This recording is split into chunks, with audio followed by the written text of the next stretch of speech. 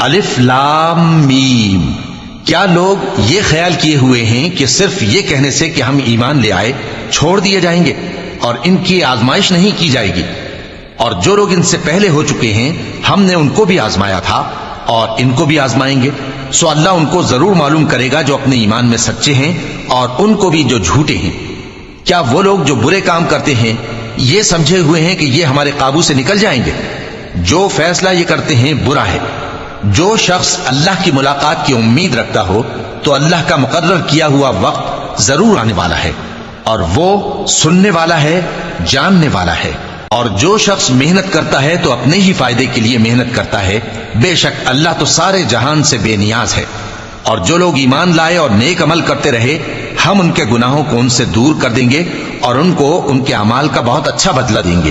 اور ہم نے انسان کو اس کے ماں باپ کے ساتھ نیک سلوک کرنے کا حکم دیا ہے۔